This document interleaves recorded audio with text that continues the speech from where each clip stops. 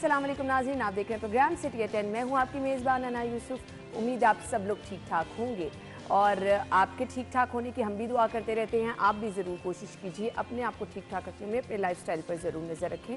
अल्लाह ताला सबको सेहत वाली ज़िंदगी दे। प्रोग्राम का बाकायदा आगाज़ करेंगे, वीकेंड है, अपने घर वालों को टाइम दीजिए। आजकल ये जो बहुत एक नफ्सा नफसी की दौड़ चल रही है, हर कोई अपनी ज़िंदगियों में इतना मसरूफ़ है कि आप लोगों के पास अपने ही घर में, अपने ही जो 4, 5, 6 लोग होते हैं घर में, उनके साथ टाइम स्पेंड करने का किसी के पास वक्त नहीं है। तो घर वालों को भी टाइम दीजिए, क्वालिटी टाइम स्पेंड कीजिए। इससे मेरे ख्याल से करीबी रिश्ते जो हमारे हैं, इससे अच्छा दुनिया पे कुछ नहीं है। हम प्रोग्राम के आगाज़ की तरफ बढ़ेंगे।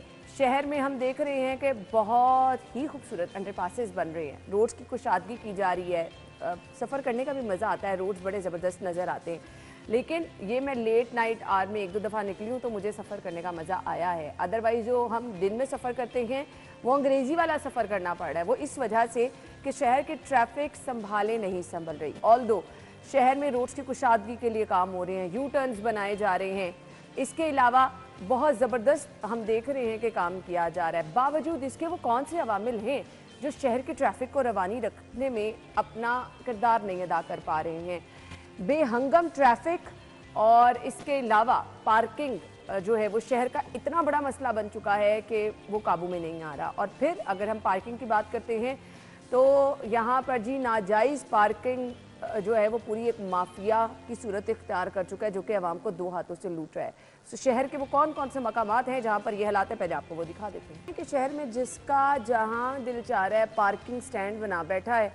और ये जो आप देख रहे हैं धड़ाधड़ पर्चियाँ काट काट के दी जा रही हैं, ये बनी बनाई मिल रही हैं। सो आप 50 वाली पर्ची लेना चाह रहे हैं, वो आप बाइक को थमा रहे हैं, वो आप ले सकते हैं। वो आपने अपने मुताबिक, वो कहते हैं ना, एक टैक्स अपनी मर्जी से आपने लगा दिया और आप वसूल करे जा रहे हैं लोगों के ऊपर। तो लोग बेचारे मजबूर हैं, फिर जिन्होंने बाजार जाना उनको पार्किंग नहीं मिल रही तो वो तो फिर इस माफिया के हाथों लुट रहे हैं। काबू कैसे करना है, इन अवामिल का ज़िम्मेदार कौन है और इसका कोई हल भी है या नहीं? क्योंकि हम तो इसको बचपन से ही ऐसे देख रहे हैं और ऐसे ही चलता आ रहा है। अब इस पर क्या स्टेप्स लिए गए हैं, इसको कंट्रोल करने के लिए क्या हिकमत अमली अपनाई जा रही है? हमारी सीनियर रिपोर्टर्स आमिर रज़ा खान साहब, वकास अहमद ने ज्वाइन किया है। वेलकम कीजिए। अस्सलाम वालेकुम। वालेकुम अस्सलाम। बहुत बहुत शुक्रिया आमिर भाई, आपसे आगाज़ कर लेते हैं। शहर बड़ा खूबसूरत नज़र आना शुरू हो गया है, सफाई भी कंपैरेटिवली पहले से हम बहुत बेहतर देख रहे हैं, हो रही है। इसके अलावा स्मॉग वाला इशू तो एक साइड पे अभी रखें, हम देख रहे हैं रोड्स कुशादा हो रहे हैं, ट्रैफिक एक तो संभाले नहीं संभल रही, दूसरा ये पार्किंग वाला माफिया, इसका क्या करना है? अच्छा देखें, पार्किंग माफिया, अब आप लोग अगर ये कहूँ कि शहर में इस वक्त 2 हुकूमतें काम कर रही हैं, तो शायद आपको एक असली वाली और एक सिर्फ आरजी हुकूमत है। आरजी हुकूमत वो हुकूमत है जो कि निगरान हुकूमत है, और जो असली हुक्मरान हैं वो इस शहर के अवाम हैं, जो ये चाहते नहीं हैं कि उनको अच्छी रोड्स मिलें, अच्छी जगह उनको ट्रैफिक उनकी ना हो। और ये मैं सच्ची बात कहता हूँ कि हम लोग ही नहीं चाहते, क्योंकि हम लोग खुद ही सारी चीज़ें खराब करने में हिस्सेदार दुकान बनाते हैं तो उसके आगे जो पार्किंग की जगह है वो हम शवारमे वाले को, पुराने कपड़ों वालों को, फल वाले को, मछली वाले को वो बेच देते हैं। हाँ, ऐसे। अच्छा, वो जगह पार्किंग के लिए थी। अब क्योंकि हम असली हुक्मरान हैं तो आरजी हुक्मरान की नज़र में ये चीज़ें आती नहीं है। वो तो आपके लिए फ्लाईओवर बना देंगे, वो आपके लिए अंडर पासेस बना देंगे, रोड्स कुशादा कर देंगे, बहुत कुछ कर देंगे, लेकिन हम अपने लिए क्या करते हैं? इसकी बेस्ट एग्जांपल अगर आपने देखनी है तो आप मेरे साथ अगर चलें तो शालम मार्केट में चलें, दिखा देंगे भी शालम मार्केट। अगर आप शालम मार्केट दिखाएंगे वहाँ पर जो पेडिस्टेरियन वेज बने थे, जो बहुत पुरानी, क्योंकि अंदरून शहर है तो बहुत पुरानी मार्केट्स बनी हुई हैं, तो वहाँ पे बरामदे बने लोगों के गुजरने के लिए और उसके बाद पार्किंग की जगह बनी। वो गुजरने के लिए बने ना, वो बने लोगों के गुजरने के लिए, हो रहे हैं, वो भी दिखाएंगे अभी।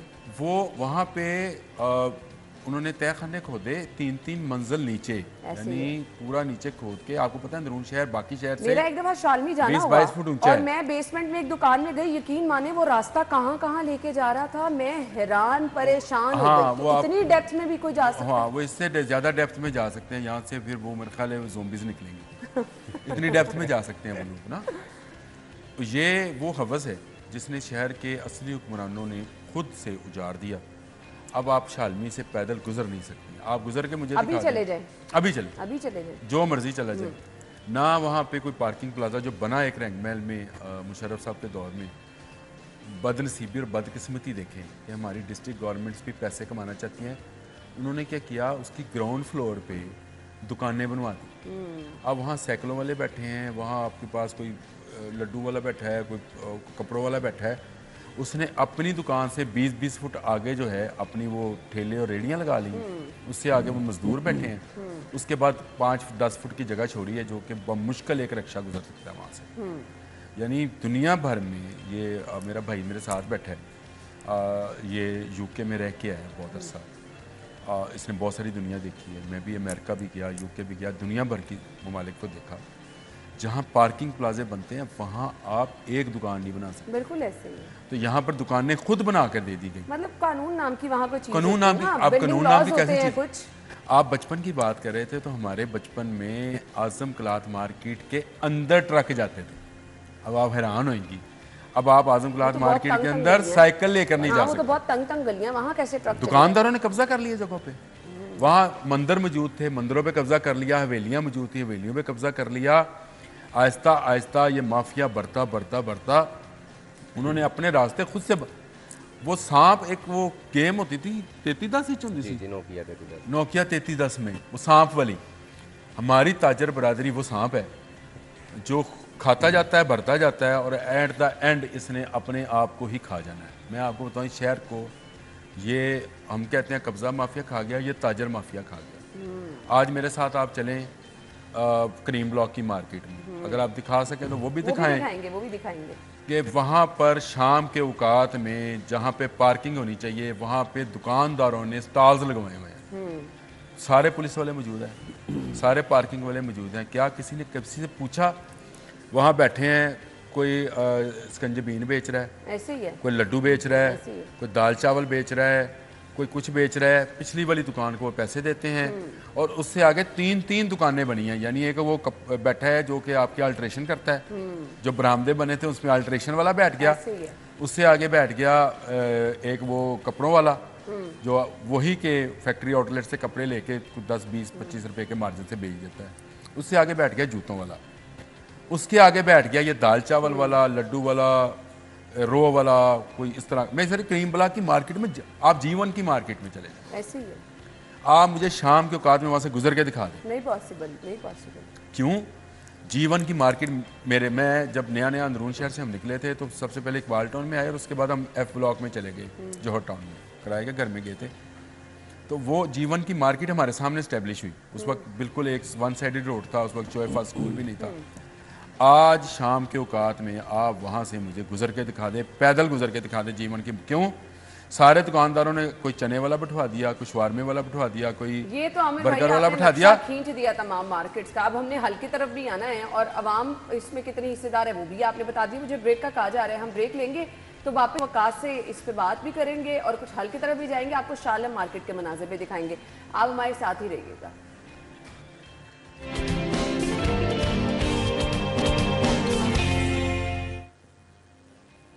Welcome back once again. गुफ्तगू का सिलसिला आगे बढ़ाएंगे और इससे पहले कि हम गुफ्तगू का सिलसिला आगे बढ़ाएं, क्योंकि जो नक्शा आमिर भाई ने शालम मार्केट का खींचा, मैं चाह रही हूँ एक दफ़ा हम देख भी लें वहाँ पर सूरत हाल क्या है।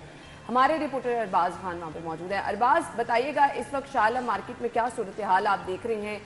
पार्किंग की क्या सूरत हाल है? लोग जो आ रहे हैं उनको किस किस मसाइल का सामना है? ये जो गुजरगाहें हम कह रहे हैं इनके हालात भी हमें दिखाइएगा।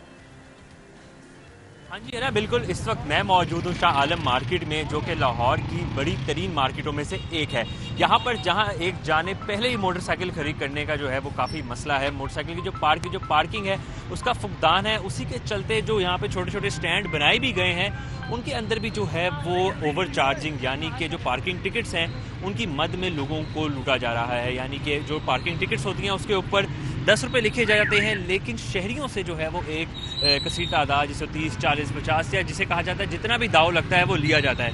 मेरे साथ इस वक्त कुछ शहरी भी मौजूद हैं, ये अभी यहाँ से बाइक लेके निकले, इनसे बात करते हैं। हमें बताइएगा पर्ची पर कितने पैसे लिखे थे और आपने कितने पैसे अदा किए हैं? जी अस्सलाम वालेकुम। पर्ची पे 10 रुपये लिखे होते हैं और शहर में कहीं भी चले जाएँ 20-30 रुपये चार्ज करते हैं। इधर भी हमने 30 रुपये ही दिए हैं। अब हमारी मजबूरी ये है, ये सामान हमने लेना है तीसरे फ्लोर से चौथे फ्लोर पे जाके, तो हम बाइक को कहाँ लेके जाएँ? अगर बाज़ार में लेके जाएंगे तो वहाँ पे ट्रैफिक जाम हो जाती है।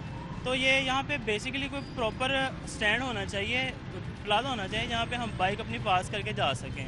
हाँ जी बिल्कुल, आपने सुना शहरी का ये कहना है कि यहाँ पर जहाँ पे एक जाने पार्किंग की जगह के ही फुकदान है, वहीं दूसरी जानिब टिकट की मद में जो है उन्हें लूटा जा रहा है। 10 रुपये जो है वो उस टिकट के ऊपर प्राइस लिखी जाती है, लेकिन उनसे लिए 30 रुपये जाते हैं। अभी हमने जब यहाँ की इंतज़ामिया से टिकट लेने की कोशिश की तो उनका ये कहना था कि वो जो है ना उसकी प्रिंटिंग में मसला आ गया या वो टिकटें ख़त्म हो गई हैं, तो इस वजह से हम आपको दिखा नहीं सकते।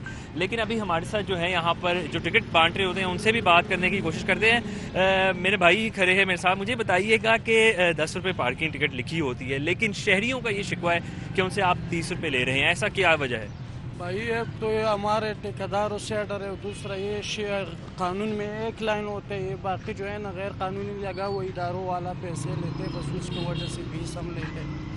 हाँ जी बिल्कुल, आपने सुना है कि यहाँ पर जो पार्किंग टिकट्स खुद बांट रहे हैं उनका ये कहना है कि वो जानते हैं कि एक तो ये गैर कानूनी है, ऊपर से वो टिकट के पैसे भी ज़्यादा ले रहे हैं, लेकिन इसके अंदर उनकी कोई गलती नहीं है। उनका यही कहना है कि जो ठेकेदार हैं जो इनके पीछे घरों में बैठे हैं, असल में सारी जो इस मसले की वजह है वो लोग हैं जो कि ठेके पर हैं। ये लोग बेचारे तो सिर्फ और सिर्फ जो है आम आवाम की तरह ही हैं और इनकी मजबूरी है, इसी वजह से ये जो है वो 10 रुपये के बजाय 30 रुपये या जितने भी ज़्यादा पैसे इनको ठेकेदार कहते हैं ये उतने वसूल करते हैं। पता नहीं अरबाज क्यों कह रहे हैं कि इनकी मजबूरी है, क्या मजबूरी है वकास, मुझे आप समझा दें। ये क्यों जिम्मेदार नहीं है? जो घर बैठे हैं वो जिम्मेदार है, ये यहाँ बैठे हैं इनको कोई पूछने वाला कोई पकड़ने वाला नहीं है ना। बहुत शुक्रिया आपका।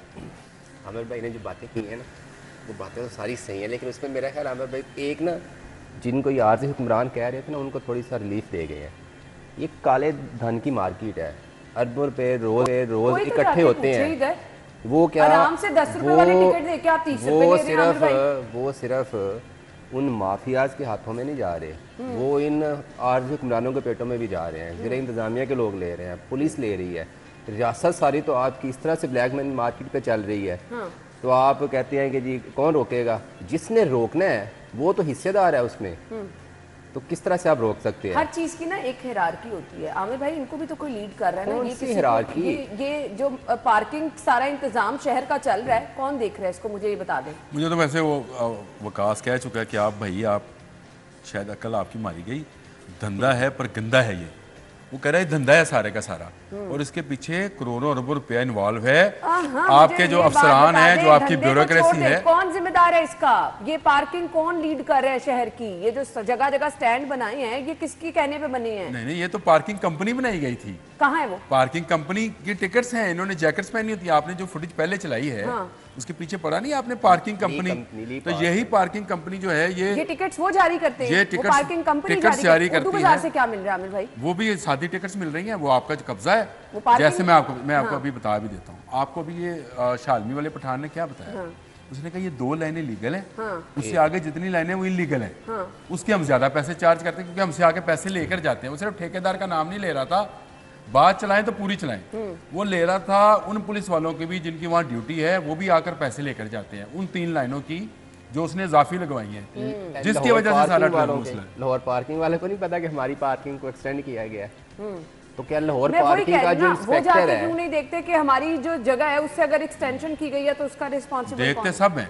मुझे आप बताएं, देखते सब है क्या? आपको पता है आपका डिप्टी कमिश्नर नहीं देख रही, कमिश्नर नहीं देख रहा, सब नजर आता है। आप रोज रोड से गुजरते हैं, आपको नजर नहीं आता है कहाँ कहाँ कैसी कैसी गलत पार्किंग है। ऐसे ही है। और लोग अपनी गाड़ी खड़ी करते हैं। आप ये जिन्ना हॉस्पिटल के बाहर आपने प्रोटेक्टेड यू टर्न बना लिया, उसके सामने जितने होटल और दुकानें हैं उनके सामने 4-4 वो फर्नीचर वाले बैठे हैं, कुछ होटल्स हैं, कुछ इस तरह की मेडिकल स्टोर्स हैं, उनके आगे 4-4 गाड़ियाँ खड़ी होती हैं। आप मुझे उस यू टर्न से शाम के औकात में बस 20 से 25 मिनट से कम में से गुजर के दिखा दें। हालांकि प्रोटेक्टेड यू टर्न बनने का मतलब ये था कि यहाँ पे इशारा नहीं है। रोड आप एक दो रोड का नाम ले लें जहाँ का इशू नहीं है, सवाई कैंट को छोड़ के, क्योंकि वो तो 0 टॉलरेंस है। लिंक रोड पे एक शॉप है, मैंने पिछले प्रोग्राम में भी शायद जिक्र किया था, उसके बाहर की पार्किंग फीस कौन वसूल कर रहा है? मुझे ये बता दें। वो पार्किंग डिक्लेयर किसने की है? वहां तो पार्किंग का नामो निशान नहीं है। आपने सर्विस रोड पे 2-3 गाड़ियां खड़ी हैं, आपको पर्ची थमाई जा रही है। कौन? मैं क्योंकि अंदरून शहर का हूँ, सर्कुलर गार्डन है हमारा और उसके साथ एक गंदा नाला है। उस गंदे नाले पे छत डाल के एक MN ने पार्किंग बनाई हुई। अब आप उस बात को तस्लीम करती हैं। अन्ना आप कितना कमाती हैं?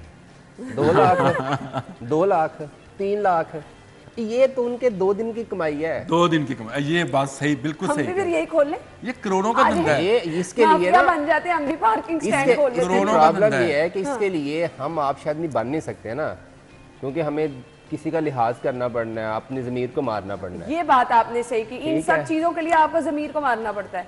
सबसे पहले तो इस ख्याल को मारना पड़ना है कि हमने मरना है। हाँ जी, सही क्या आपने। यानी और कि आप एक हमें- बंदे को, आपको पता है कि आप ये गलत इससे पैसे चार्ज कर रहे हैं। अच्छा, एक गवर्नमेंट ने रेट निकाला जी आप 10 रुपए अपने लेने हैं, आप उसको डंडे के तौर पे कह रहे हैं कि 50 ही लेने हैं तो नहीं तो निकल जा। निकल जाओ ऐसे अच्छा, ही, अगर आप थोड़ा सा जोर जबरदस्ती करके गाड़ी बाइक खड़ी कर भी देंगे, अच्छा फिर उन्होंने बंदे रखे हैं जो उसका आपके व्हीकल को डैमेज करते हैं। बिल्कुल ऐसे ही सही है। कहा। ऐसे ही, अच्छा, ऐसे जब ही। आप सही पुलिस आप को कॉल बिल्कुल कह रहे करेंगे, हैं। अगर आपने पुलिस को कॉल कर दी, उसने कहना हाँ जी इसने पर्ची नहीं तुमने ली, वो आपने उसने आपको अलग स्नब करना है। ये उर्दू बाजार से जो पर्ची मिलती है बड़ी दिलचस्प है, अगर किसी ने पढ़ी हुई पूरी पर्ची तो पूरे पूरे शोज उसके ऊपर लिखा होता है नुकसान की और चोरी की जिम्मेदार आप हम खुद नहीं हैं। है। हाँ, हाँ, तो लिखा होता है, पार्किंग किस लिखा चीज़ होता की है? पार्किंग किस चीज़ की किस है चीज़ की है, फिर? बिल्कुल। ये मैंने मॉल रोड के ऊपर, आपको अच्छा, मॉल मुझे रोड आपका बता दें।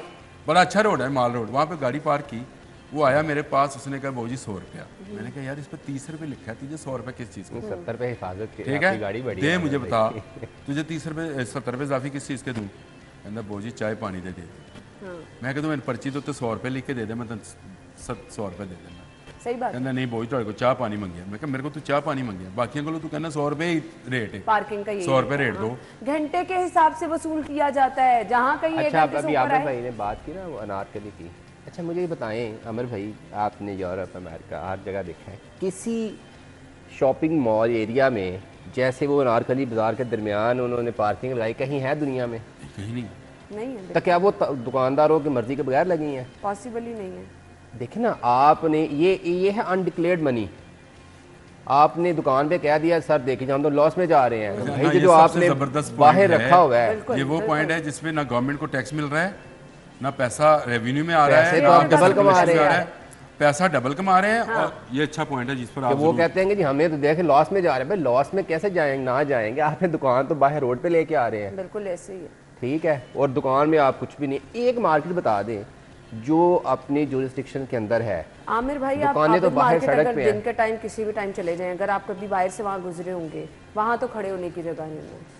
आपकी गाड़ियाँ मोटरसाइकिलें ऐसे पार्क हुई हैं, वो जो लोग चीज़ें खरीदने बेचारे आते हैं ना, वो बेचारे परेशान होके रह जाते हैं कि अपनी गाड़ी या बाइक खड़ी किधर करें। आपको मजे की बात हो, आप हम जिस घर में रहते हैं ना, अगर उस साथ वाले घर को लीड दे देना बिजली की, हाँ, तो वो चोरी के जिम्मे में आएगी। अच्छा। आपको पता है इस बात का ना?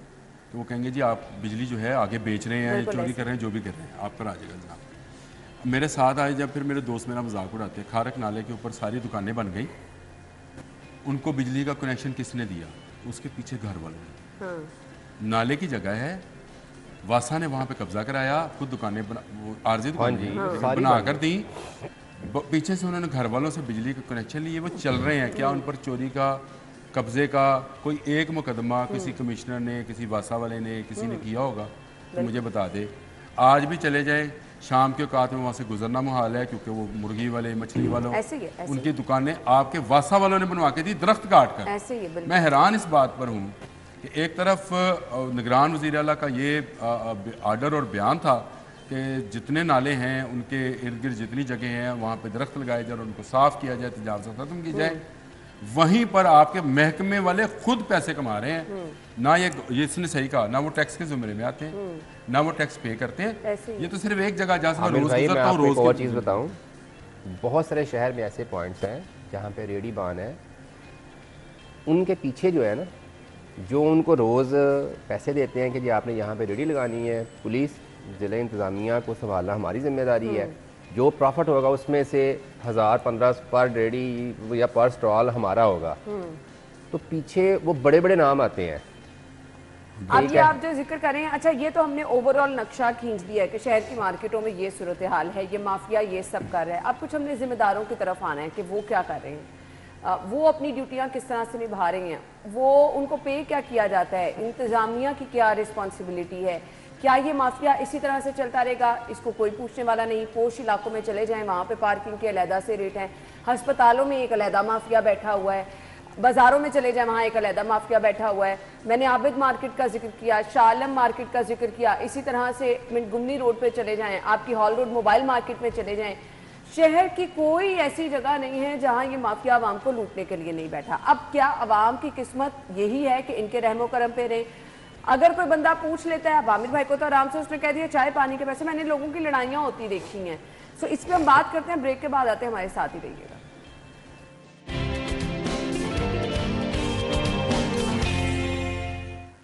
खुश आमदीद आपको एक बार फिर से कहेंगे, गुफ्तगू का सिलसिला आगे बढ़ाएंगे। अब इस माफिया को कंट्रोल किसने करना है, किसकी है ये रिस्पॉन्सिबिलिटी, कौन लोग हैं इसके जिम्मेदार? इस माफिया को तो हम ऐसे ही फलने फूलने देंगे तो ये अपने पंजे गाड़ता चला जाएगा। जी आमिर भाई, बात तो ठीक है, क्योंकि जब करोड़ों का मामला होगा तो उसमें करोड़ों हिस्सेदार, तो हज़ारों हिस्सेदार होंगे। दूसरी बात यह है कि हमारी इंतज़ामिया चाहती नहीं है कि ये मसला हल हो। वो इसलिए नहीं चाहती है कि उन्होंने इन्हीं से जो ठेकेदार हैं, जिनको आपने कहा घर में बैठे हैं, वो क्यों करेंगे? उन्होंने आगे पैसे पहुँचाने होते हैं। ये जब ठेके दिए जाते हैं, आप मुझे बताएं, क्या ये उस बुनियाद पे दिए जाते हैं, मेरिट की बुनियाद पे दिए जाते हैं? ये दिए जाते हैं जो सबसे कम रेट देगा उसके रेट के हिसाब से ये दिया जाएगा। यानी अगर मैंने पार्किंग के लिए जगह लेनी है तो सबसे ज़्यादा जो रेट देगा पहले से पता होता है, पहले से बिड्स खुलती हैं, पहले सबको पता है। फिर 2 लाइन्स के बाद जो 4 लाइनें लगी हैं, ये आपके कमिश्नर को भी पता है, ये आपके डिप्टी कमिश्नर को पता है। वो जो 1.5-2 करोड़ फिर उन्होंने भी क्या घुटने टेक दिए हुए? इसके 1.5-2 घुटने नहीं टेके हुए, वो पैसा बना रहे हैं। जी हजूरी कर रहे हैं। घुटने टेकना होता है कि आपने हार मान ली, तो हार थोड़ी मिल मिला के तो लाल ही नहीं रहे इस मामले में, कंप्रोमाइज किया। कौन सा एसी पार्किंग के लिए शालमी चले, शालमी में कोई तो एसी होएगा ना, सिटी का कोई एसी होएगा।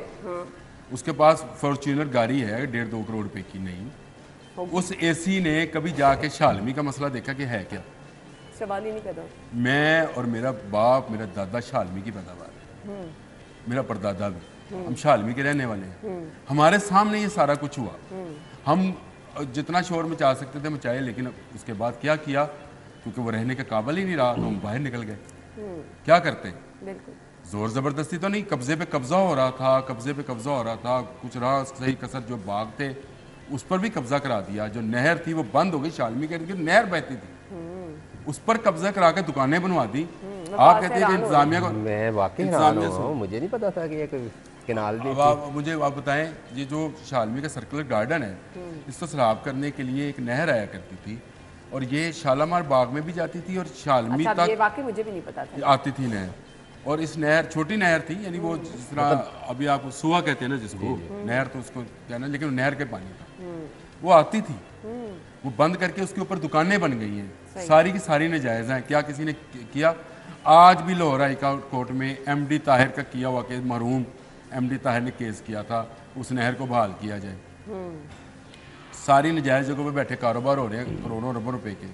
मुझे बताएं, कोई 1 रुपया गवर्नमेंट को आता है तो गवर्नमेंट खाली करा ले जगह। खाली नहीं कराती तो चले उस पर लीगलाइज करके पैसे तो लेना शुरू करें।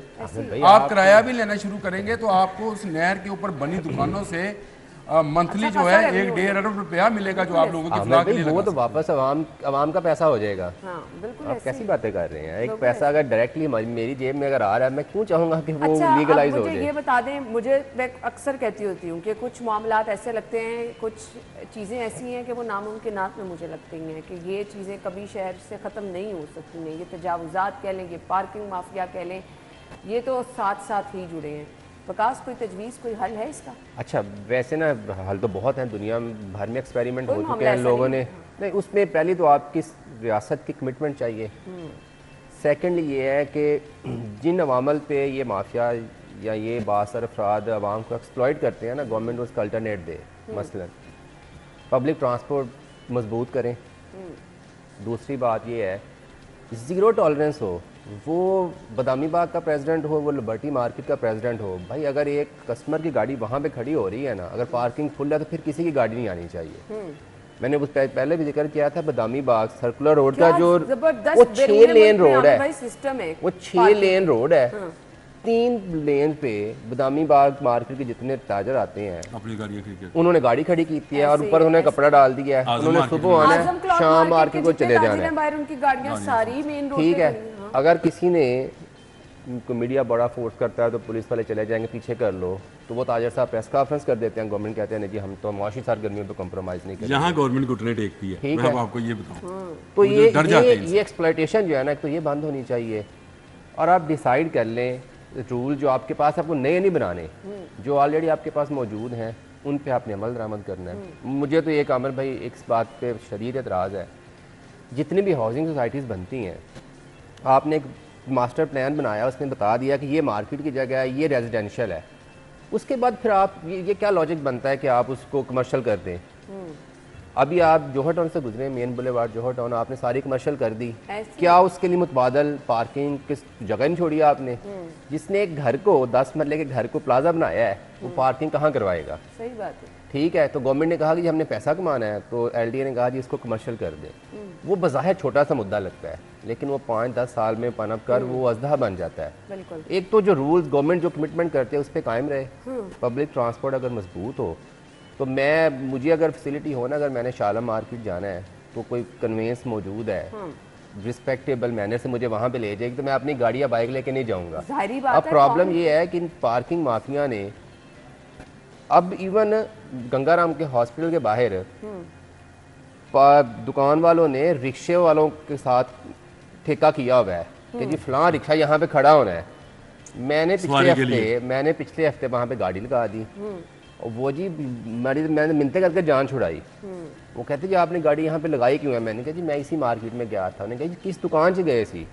मैंने कहा वो नीचे गया था। उन्होंने कहा जी ये उन्होंने पार्किंग इतने नहीं आएगी, तो आपने ये क्यों लगा दिया? रिक्शे की जगह थी, तो ये तो गलत किया आपने, हमें 200 रुपया दे। मैंने कहा जी 200 पर्चे का तो जानिए 20-30 की बनेंगे, 200 ही महना है। वो बड़ी मुश्किल कार्ड शार्ड दिखा के कह के तो उनसे जान छुड़वाई। अदरवाइज आम तो आदमी की तो अगर पब्लिक ट्रांसपोर्ट मजबूत हो, अमर भाई इस बात से मेरे ख्याल आप एग्री करेंगे। तो अक्सर अमर भी हमें बताते होते थे कि वो डबल डेकर चलती थी शालमी, चलती थी। तो अगर उस तरह की फैसिलिटीज अगर शालमी से डबल डेकर पे हमने सफर शालमी डबल डेकर जाती थी, तो क्यों नहीं हम इन चीज़ों की तरफ आ सकते हैं? आमिर भाई आपके पास क्या तजवीज़ है? रिट ऑफ द गवर्नमेंट जो है जी वो नहीं है, वो सही कह रहे हैं वकास ने, अच्छा डंडा पॉइंट पकड़ने की दिया। जरूरत ही रहेगी। डंडा कौन पकड़ेगा? मतलब जो लोग इसमें शामिल हैं वो क्या डंडा पकड़ेगा? हाँ बिल्कुल। वो अब मैं क्या कहूँ कि यहाँ पे आवे का आवा ही बिगड़ा हुआ है, आपकी इंतजामिया को पैसा जाता है। तो फिर मैं क्या सही कहती हूँ कि ये नामुमकिनात में से शामिल नहीं, नामुमकिन तो कोई चीज़ नहीं है, उसने बिल्कुल सही कहा था। नामुमकिन वो तो मायूस होना तो गुनाह है, नामुमकिन नहीं है, मुमकिन है। अगर आप उम्मीद लगा के बैठे रहे, अगर कोई अल्लाह का नेक ऐसा बंदा आ जाए जिसके जहन में पैसा ना हो, उसके जहन में शहर को ठीक करना है, तो मैं भी देखता हूँ ताजर नहीं नेक रीति से काम किया तो आपके ओवरहेड ब्रिज बन गए, रोड्स बन गए, आप चीजें बन गई, बगैर तनख्वाह के, बगैर 1 रुपया अपने आप पर स्पेंड कराए बगैर ये बंदा काम कर रहा है। साल बन के दिखा रहे। अगर इस तरह के इलेक्टेड बंदे भी आ जाए तो मुझे बताइए शहर सीधा हो सकता था कि नहीं? रिस्पेक्ट एक एग्जांपल है जो रिसेंट पास्ट में इम्प्लीमेंट हुई है और उससे साबित हुआ है कि अगर स्टेट करना चाहे तो फिर नामुमकिनात वो है आपके 9 मई के बाद के जो आपने लोग पकड़े हैं। कभी ऐसा हुआ है? आपने मतलब ये कि रियासत कर सकती है, ठीक है, हजारों लोग थे, एक आधा बंदा तो नहीं था, हजारों लोग थे, आपने इंडिविजुअली एक एक बंदे को पकड़ा है आपने, क्या हर उस बंदे को पकड़ा जो वहां पे था? बिल्कुल। ये बात का प्रोसेस है कि वो कैसे हुआ। इसका मतलब है कि आप अगर करना चाहें तो सब कर सकते हैं। तो ये तो मसाइल ही नहीं है। आज आप आजा मार्केट वालों को डंडा दे के भाईजान ये इस आपने कारोबार करना है करें, नहीं करना तो 100 बिस्मिल्लाह। क्या वो आप अगर जो बाहर वाला कारोबार जो बाहर आप स्टॉल लगाए हैं क्या वो उसका टैक्स दे रहे हैं? तो गवर्नमेंट इसलिए ब्लैकमेल हो जाती है कि वो 2 पोलिटिकल इन्फ्लुएंशियल आ जाते हैं और सर जी छड्डो अपने बंदे में, ठीक है नहीं। अच्छा वो जो पॉलिटिकल सिफारिशी आया है वो क्या मैंने आपको बताया एमएनए ने कब्जा किया हुआ है और मैं तो सिर्फ एक एमएनए को जानता हूं उसने कब्जा करके पार्किंग बनवा ली थी। पता नहीं ये सारा पॉलिटिकल क्रीम ब्लॉक की जो पार्किंग अमर भाई वो पॉलिटिकल किसी को इंडिविजुअल का नाम नहीं लेना चाहिए, वो टोटली जो ठेके होते हैं वो एक पॉलिटिकल शख्सियत के माँ भी होते हैं। तो अब अंदाजा लगा लें फिर ये चीज़ें बासर लोगों के अंडर रहीं तो यही कुछ होता रहेगा, अवाम माफिया के हाथों लुटते रहेंगे। और मैं कहती हूँ अस्पतालों में आप चले जाएं, मैं खुद आप कह रहे हैं कि नहीं, मैं खुद लाहौर जनरल हॉस्पिटल में गई हूँ, मुझे 100 रुपये की पर्ची हाथ में थमाई गई है कि ये गाड़ी की पार्किंग का 100 रुपया आपने देना है, और मैं सिर्फ 10 मिनट वहाँ मरीज़ की इयादत करने के लिए रुकी हूँ और मैं 100 रुपया देकर आई हूँ। अब मुझे बता दो, अल्लाह रहम करे, मैं हॉस्पिटल में रहा हूँ 16-17 दिन, जितनी दफ़ा अभी भी मैं जा रहा हूँ चेकअप के लिए, तो वहाँ 30 रुपये लेते हैं। आप कभी जनरल हॉस्पिटल से इस नीयत से जाएं कि आपने पार्किंग का देखना अच्छा है। उसमें वो आपने बात सही है, रात 12 बजे के बाद आप हॉस्पिटल में जाए ना तो पार्किंग डबल होती है। हालांकि हालांकि वो रेट कम होना चाहिए क्योंकि लोड कम है, कंजेशन कम है। अच्छा ये हॉस्पिटल में जनरल हॉस्पिटल में भी फर्क है। सर आपको पता है शहबाज शरीफ ने हॉस्पिटल की पार्किंग को फ्री करार दे दिया था, लेकिन हमें वो क्योंकि अच्छे नहीं लगते थे, इसलिए आप टीम भिजवा कर ना जरा वहाँ पे चेक कराइएगा, जनरल हॉस्पिटल में ये सब कुछ हो रहा है। और आवाम बेचारे परेशान है, जो अपना मरीज लेकर आए हैं, जो इयादत करने के लिए आए हैं, वो वहाँ बहस नहीं कर सकते, पीछे दूसरी गाड़ियाँ टीम पे जाएंगे तो फरीदुल जफर साहब मेरे साथ भी यही हुआ। फरीदुल जफर साहब आ जाएंगे कि जनाब क्या मसला है, तो फिर उसके आपने ना बाद अभी बात की थी मॉडल टाउन लिंक रोड की ना, तो वहाँ पे एक बड़ी बिजनेसमैन है, तो उनके बड़े अच्छे रिलेशंस हैं डिस्ट्रिक्ट गवर्नमेंट में भी और पुलिस के साथ भी। इसीलिए पूरे तो बड़ा मॉडल business टाउन है। लिंक रोड पे आप लोगों को वो चलान भी कर रहे होते हैं रॉन्ग पार्किंग पे, वो सेफ सिटी से भी कह रहे होते हैं ये गाड़ी उठाएं, लेकिन कभी उस प्लाजे के सामने से नहीं उठाते, क्योंकि वो इन स्पॉन्सरशिप की मद में वो पुलिस को और वो एडमिनिस्ट्रेशन को सपोर्ट करता है। क्लैपिंग कर सकते हैं, आईटी के लिए करनी, किसके लिए करनी, ये ये तो बता दो, सीटीओ मतलब के लिए। ये ऐसा जबरदस्त सिस्टम यहाँ पे चलता रहा तो बस यही सब कुछ होगा। बहुत बहुत शुक्रिया आप लोग के वक्त के लिए। नाज़रीन, हेडलाइंस के बाद ज्वाइन करेंगे।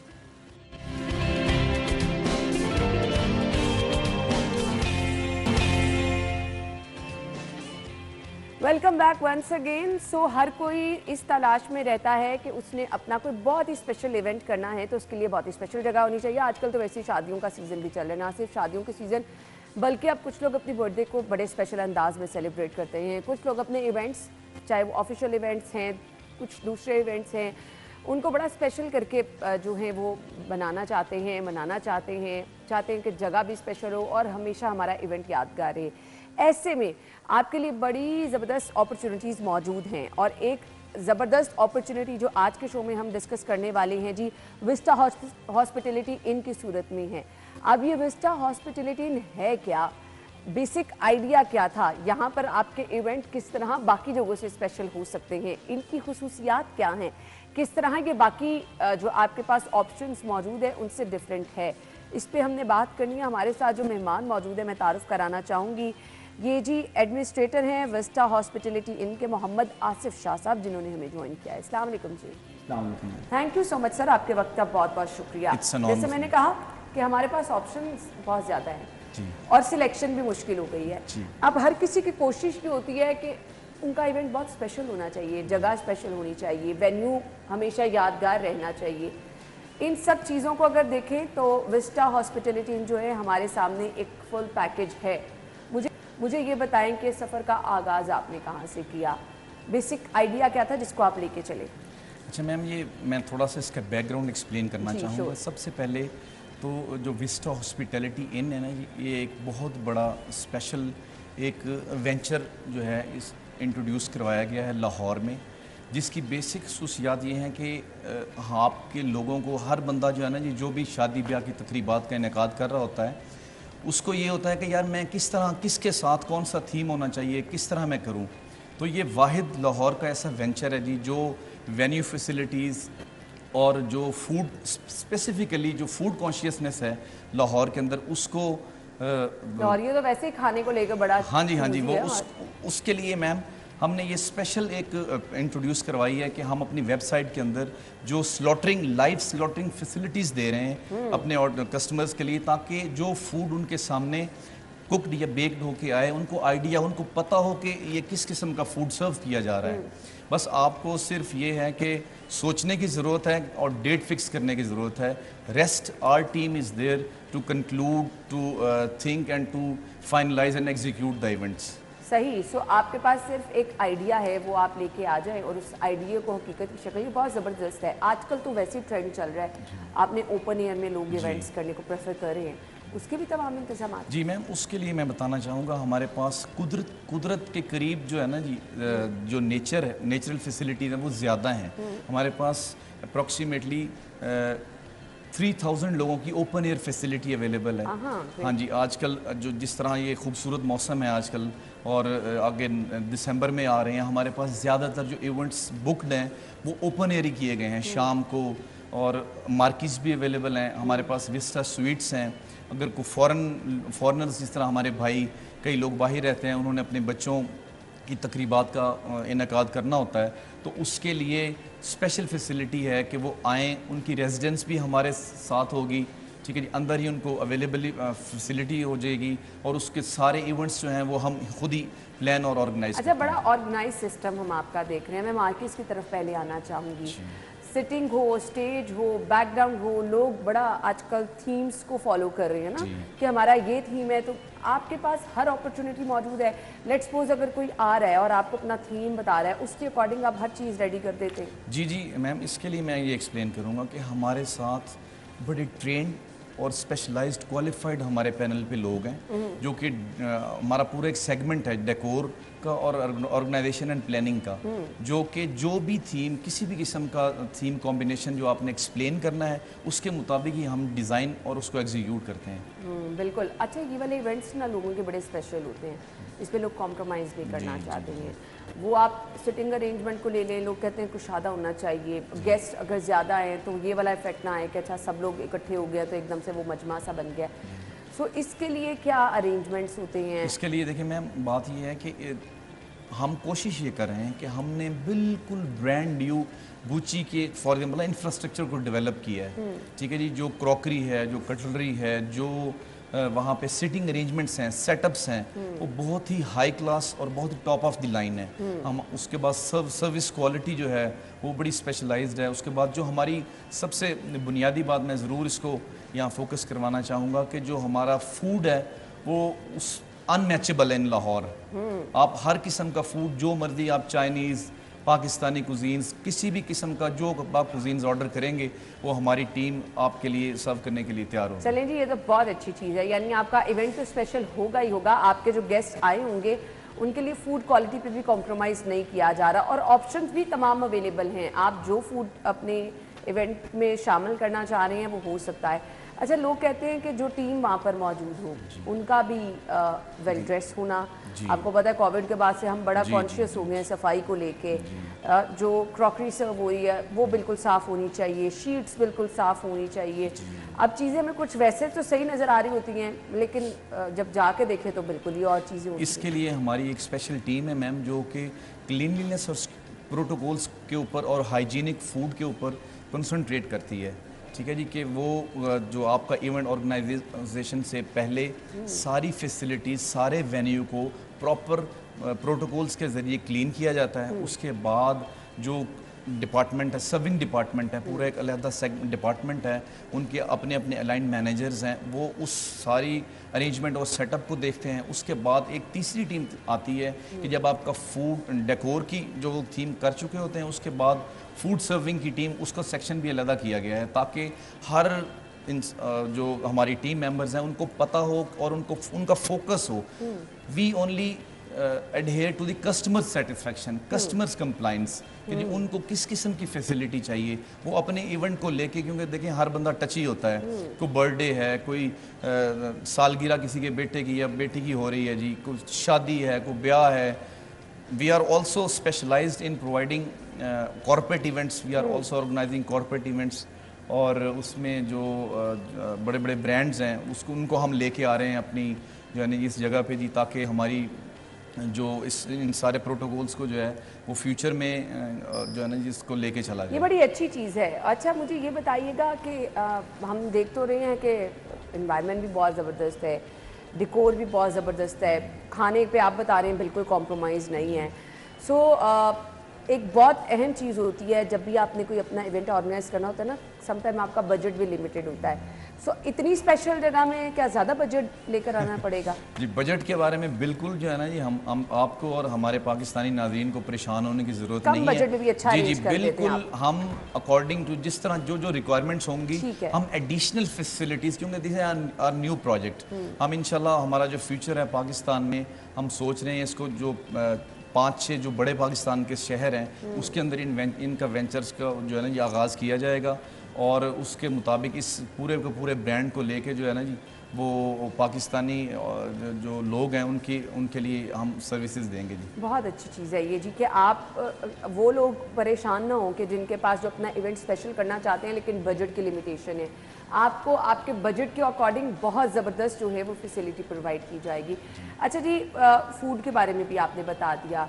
इवेंट अगर आप कराना चाह रहे हैं, मैक्सिमम मिनिमम कितने लोगों का आपके पास, क्योंकि कुछ लोगों का बजट जो होता है वो बहुत कम होता है, लोग भी कम होते हैं, लेकिन वो जगह आपकी देख के कह रहे होते हैं हमने यहीं पे कराना है। जी जी।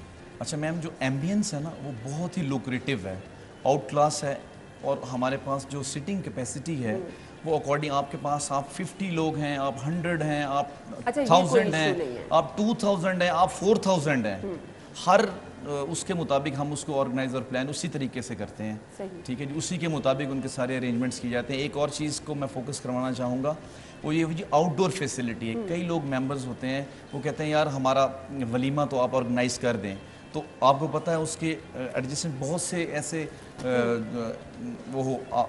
इंतजामात आ रहे होते हैं जो वो अपने घर पे ऑर्गेनाइज करते हैं। हम ये फैसिलिटी भी प्रोवाइड कर रहे ठीक हैं। है। हाँ जी, के यानी जाके आपकी टीम घर आउटडोर, जाके जी भी। जी, घर जाके सही। भी आपका घर को डेकोर करते हैं, उसके बाद आप फूड का अरेंजमेंट भी वहाँ कर दिया जाता है।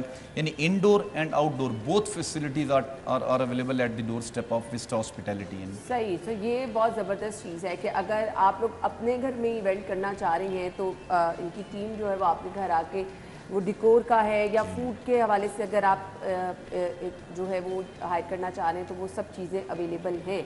अच्छा, इसके साथ साथ मुझे ये बता दीजिएगा, क्योंकि अगर कोई तीनों दिन के इवेंट कराना चाह रहा है, मेहंदी, बारात, वलीमा, सो उसमें ये होता है कि लोग कहते हैं कि जी हमारे पास बजट ये है, इसमें ही आपने तीनों दिन का हमें अरेंज करके देना है, वो कुछ पैकेज टाइप चाह रहे होते हैं, तो वो भी अवेलेबल हैं? जी जी, जो देखिए मैम, ये तो एक ऑब्वियस सी बात है कि जब आप ज़्यादा नंबर ऑफ इवेंट्स ऑफर करते हैं किसी भी ऑर्गेनाइजेशन को, तो वो उसके ऊपर बहुत ज़्यादा स्पेशल डिस्काउंट्स ऑफ़र किए जाते हैं विस्टा हॉस्पिटैलिटी इनकी तरफ से, ताकि हमारा जो ऑब्जेक्टिव है कस्टमर सेटिस्फेक्शन, वो हमारे लिए प्राइम है, हमारा फूड फोकस हमारे लिए प्राइम है।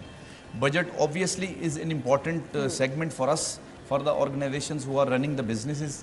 तो लेकिन हम उसके मुताबिक उस बजट को उस उनकी जो पहुंच है उसके अंदर कर देते हैं जी। उसके अंदर आपको प्रॉब्लम नहीं होती। अच्छा, मुझे आपसे एक ये भी चीज़ पूछनी थी, आपने कहा कि इसके साथ साथ रहने का भी इंतजाम है, तो उस पर भी रोशनी डाल दीजिएगा, किस टाइप के रूम्स हैं, उसमें बजट अफोर्डेबल है?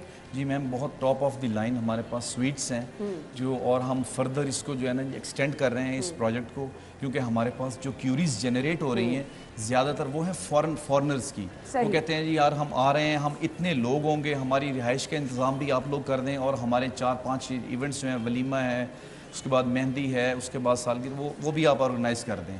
तो इसी चीज़ को मद्देनज़र रखते हुए पिछले 2-3 माह के अंदर क्यूरीज को मद्देनज़र रखते हुए हमने अपने प्रोजेक्ट में एक्सटेंशन का जो है ना जी इरादा किया है। जी, ये तो बहुत ज़बरदस्त है।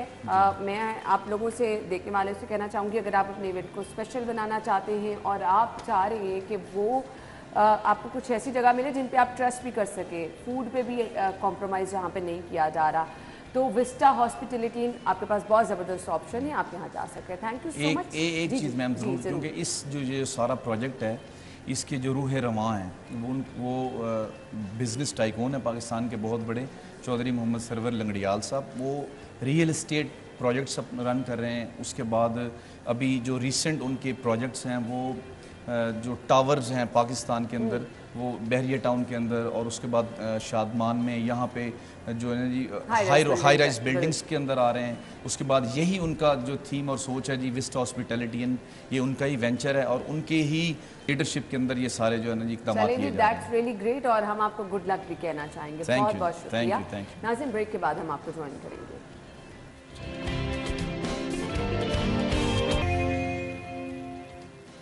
हमारे फिटनेस एक्सपर्ट जुहेब हमें ज्वाइन करेंगे। जी Zuhaib, over to you.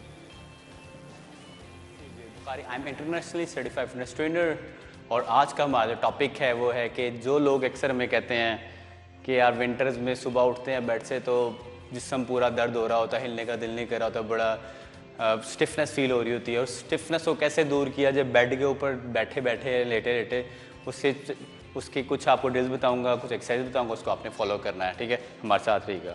Okay, first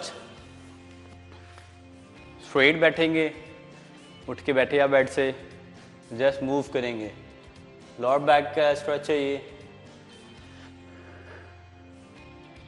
right to left and left to right.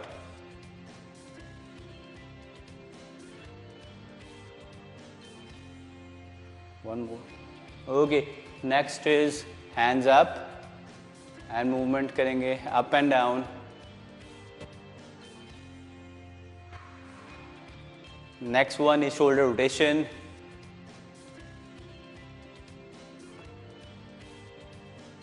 Then reverse rotation,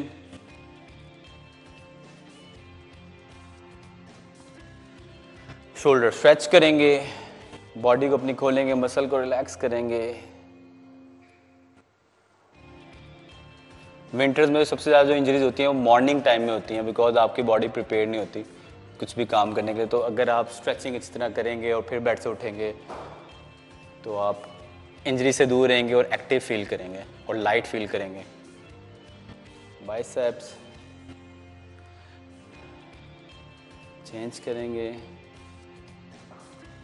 जब हम स्ट्रेच खाली नॉर्मल करते हैं एक्सरसाइज के बाद, उसमें हम होल्ड करते हैं 5 to 10 सेकेंड्स का, लेकिन इसमें हम ज़्यादा देर होल्ड नहीं करेंगे, जस्ट मूवमेंट देंगे। असल में इसका मकसद है मोबिलाइज करना मसल्स को और जॉइंट्स को। Upward now for triceps.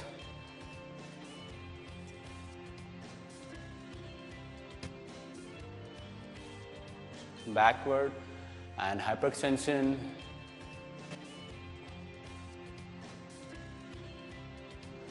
Forward,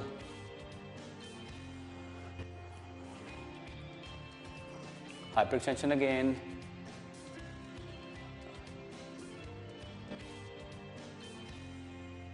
forward again, cross करेंगे लेग्स को, हग करेंगे, अपने चेस्ट के साथ को लगाएंगे एंड टर्न बैक। फिर हग करेंगे इसको and then turn back again. Change करेंगे साइड को, hug again and turn back again.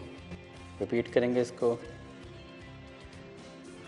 Turn back again. Legs को क्लोज करेंगे और नीचे की तरफ मूव करेंगे slightly, then up, slightly up, slightly up. उसके बाद बटरफ्लाई मूवमेंट थोड़ी सी करेंगे फॉर 10 सेकेंड्स। 10, 9, 8, 7, 6, 5, 4, 3, 2, 1। उसके बाद नीचे वापस मैक्सिमम नीचे जाए जितना आप बॉडी अलाउ करती है। This for lower back, up again, again for lower back,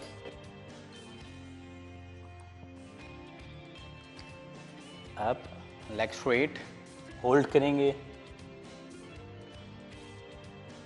this for your legs, hamstrings and for quadriceps. Hug back again, this for glutes, hips की है, stretch back again, this for lower back, hug again and back again, this for lower back, hyperextension, chest पे दोबारा से इसको repeat करना सब exercise को। this for a chest muscle की exercise है ये, stretch है ये mobility आप कह सकते हैं joints की वहाँ पे। Okay, again rotation, this is for a shoulder joint, shoulder की muscles की है and shoulder joints की है। Okay, upward for your triceps muscle, again other side, movement, lateral, upside movement, this is again for shoulder interior and medial deltoid का ये।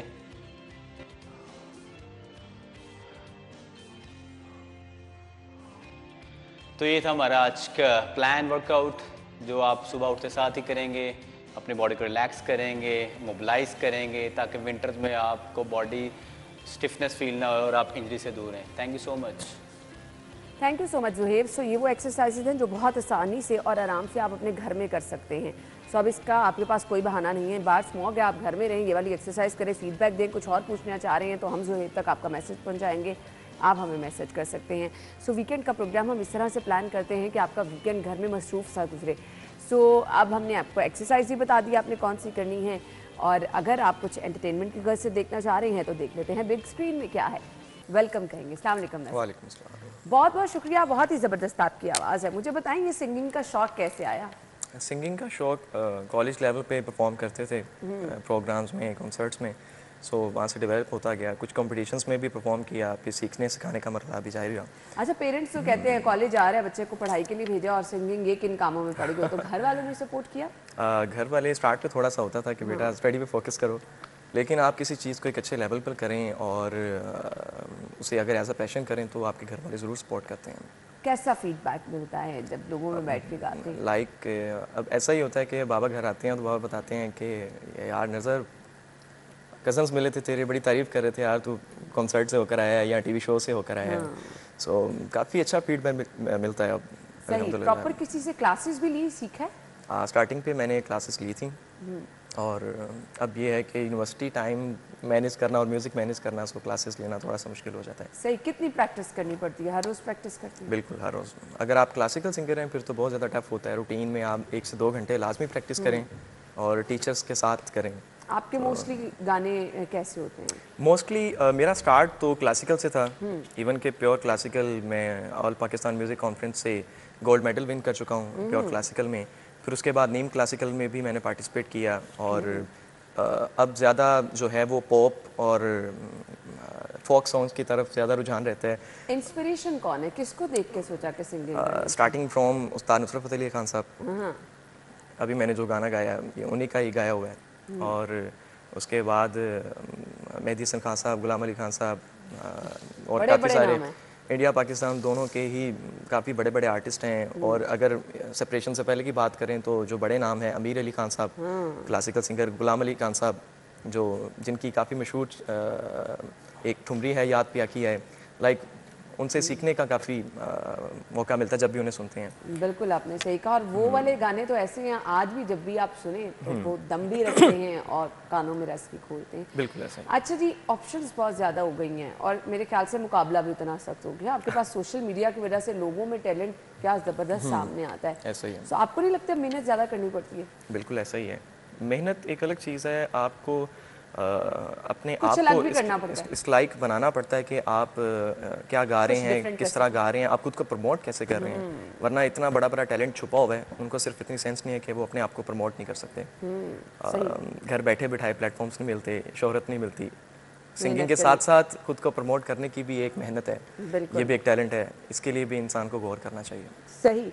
सो मैं options की जहां मैंने बात की, मुझे ये बताइएगा ये जो नए आने वाले हैं ये शिकायत ही करते हैं प्लेटफॉर्म बहुत मुश्किल से मिलता है। सो मेरे सामने तो अब हमारे पास डिफरेंट ऐसे प्लेटफॉर्म हैं, कोक स्टूडियो से हमने बहुत ज़्यादा टैलेंट देखा सामने आया। तो अगर आप मेहनत करें तो आपके पास अपॉर्चुनिटीज़ आ जाती हैं। बिल्कुल ऐसा ही है। वहाँ पे भी अगर आप देखें कोक स्टूडियो मेरे ख्याल से पाकिस्तान का सबसे बड़ा प्लेटफॉर्म है इंटरनेशनल लेवल का प्लेटफॉर्म है, एक पहचान। और वहाँ पे मैं फील करूँ कि यार मुझे 2-3 गाने अच्छे आते हैं तो मैं जाके उस प्लेटफॉर्म पे परफॉर्म करूँ, that is not suitable for me as well. वहाँ पे ऐसे आर्टिस्ट परफॉर्म कर रहे हैं जो पाकिस्तान के लेजेंड्स हैं, जो सिर्फ सिंगर नहीं है, म्यूजिक प्रोड्यूसर्स भी हैं। हादिया हमारे पास आती हैं कोक स्टूडियो से, उनकी क्या ज़बरदस्त पहचान। एग्जैक्टली। और वो एक ऐसी एकेडमी से बिलोंग करती हैं जो टीचर मेरे बड़े फेवरेट टीचर हैं और वो बच्चों को वाकई इस तरह ट्रेन करते हैं कि अगर आप किसी बड़े प्लेटफॉर्म पे जाएं तो आप मायूस। मेहनत भी बड़ी उसने की है। एग्जैक्टली ऐसा ही है। सो ये तो बढ़ते हुए सितारे हैं। बिल्कुल। और इंशाल्लाह इनका इन फ्यूचर भी नाम होगा। अभी से ही इनकी स्ट्रगल इतनी है तो इन फ्यूचर आप इमेजिन कर सकते हैं लुकिंग हाइट्स पे होंगे। बिल्कुल। सो क्या फ्यूचर प्लान्स हैं, आगे क्या करना चाहते हैं? फ्यूचर प्लान्स अगर आप 2 फ्यूचर प्लान्स हैं मेरे, दोनों साथ साथ लेके चल रहे हैं, दोनों पे कंप्रोमाइज़ नहीं है। एक है कि एजुकेशन डिग्री कंप्लीट हो तो एक वो है, और दूसरा जो ये पैशन है ये उससे बड़ा ड्रीम है। सो इसके ऊपर मेन फोकस है। अल्हम्दुलिल्लाह अच्छा जा रहा है। सो इंशाल्लाह इन फ्यूचर उम्मीद है कि पॉजिटिव रिस्पांस रहेगा। मैसेज क्या देना चाहेंगे जो फील्ड में आना चाह रहे हैं, इसमें जिन बच्चों में बहुत टैलेंट है और वो प्रॉपर सिंगिंग सीख के आना चाह रहे हैं, क्या करना चाहिए? ऑब्वियसली सिंपल सी बात है, इसमें कोई भी रॉकेट साइंस नहीं है। आप किसी भी प्रोफेशन में जाते हैं तो उसके लिए अगर आप स्ट्रगल करने की नीयत नहीं रखते तो आप डिसहार्ट होंगे। दूसरा आपको जिस चीज़ का शौक होता है ना वो खुद ब खुद मेहनत में तब्दील होता जाता है। मेहनत नहीं, लोग म्यूज़िक में इस तरह नहीं समझते। लोग म्यूज़िक में बिल्कुल नहीं समझते। इजी नहीं है ये काम। बिल्कुल अगर आप कहेंगे बड़ा इजी सा काम। आई टोल्ड यू कि जो सीखने सिखाने का मरहला है, अगर आप रोज़ की रूटीन की बात करें तो जो असातिज़ा हैं वो कम से कम 1-2 घंटे इसकी प्रैक्टिस करने के लिए कहते हैं विद प्रॉपर डायरेक्शंस। नो कि आपने कहीं से सुना है और घर बैठ के प्रैक्टिस कर रहे हैं। दिस इज़ नॉट ईजी कि आप किताब से पढ़ेंगे और आप याद कर लेंगे। सही। सो हम आपको गुड लक भी कहना चाहेंगे, थैंक यू भी बोलना चाहेंगे। जाते जाते आपका डुएट बहुत ज़बरदस्त